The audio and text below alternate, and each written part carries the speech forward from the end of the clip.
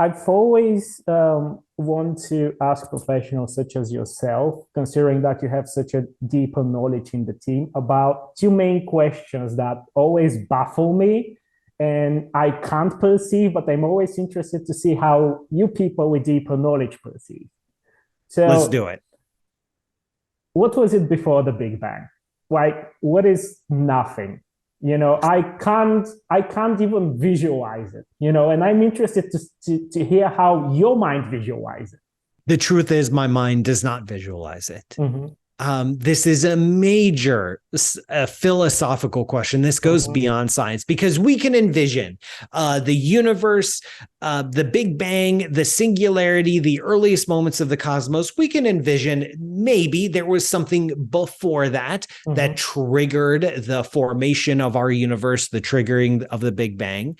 But then you're just pushing the clock back. You say, well, okay, if that's how our universe came to be, well, then how did that thing come to be? Yes. And then how did the thing before that come to be? And then you ultimately arrive at the question where we're using physics to understand all this. We're writing down physical laws. Well, okay, why are there physical laws instead of no physical laws? Yes. And then you go even further. You say, well, why is there the bare fact of existence itself rather than not existence? And this is a long-standing philosophical question that I don't think I'm going to arrive at an answer yet anytime soon. But in that is beauty, it's wonder, it's mystery. I don't know. I can't envision. It's perfectly possible. It's perfectly possible when we're talking about the earliest moments of the Big Bang, when we're talking about when the universe is so small, our basic concepts of time and space may not even apply. We're so used to these concepts of spatial extent and temporal duration, and that these are measurable quantities and that these are quantifiable quantities. When we get down to incredibly small scales, that conception breaks down.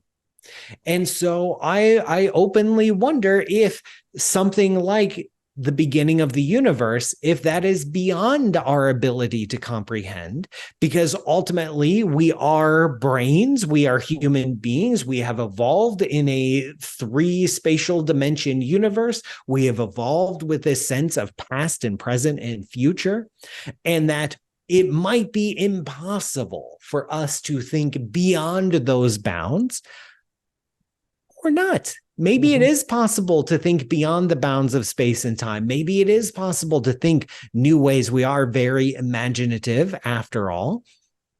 And so I wonder if, aliens came to visit and they had to crack the code of what happens at the earliest moments of the Big Bang. And I wonder if they would be able to explain it to us in a way that we would understand. Wow. And then that provides an opportunity to start, working that mental muscle. Like, wait a minute, is there a way to envision this that goes beyond our current framing of understanding, not just our current physics, but our current way of how we construct physics? Is there a different way to approach this? And then it gets deeply philosophical from there and way above my pay grade. I'm just a poor country astrophysicist trying to understand cosmic voids, but that is something wonderful to think about. That's what I think about when I'm late at night on a warm evening looking up at the stars.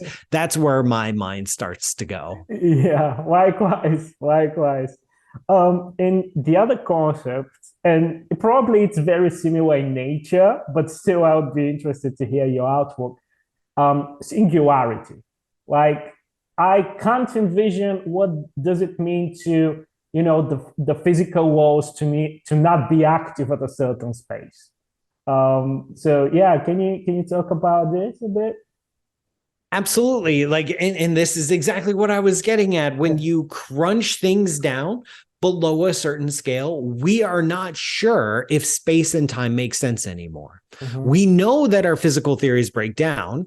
What we call a singularity is a point of infinite density where you take all the matter, say in the universe, and compress it down in its earliest moments, you get a point of infinite density. When you want to make a black hole, you take a bunch of matter and you compress it down so that gravity takes over. And then once gravity takes over, it just cascades and it pulls everything down into an infinitely tiny point. We know that's not the case. Infinitely tiny points don't actually make sense. It's a sign that our theories of physics are breaking down, that we do not have a complete understanding of these kinds of entities in our universe. And there are places we can point to where our physics is breaking down. If you point at a black hole, we can say with confidence that we do not fully understand black holes. If you point back in time to the Big Bang, we can say with confidence that our theories of physics are breaking down. We do not fully understand the Big Bang. And that's great because that is the edge of knowledge and that is the opportunity to learn.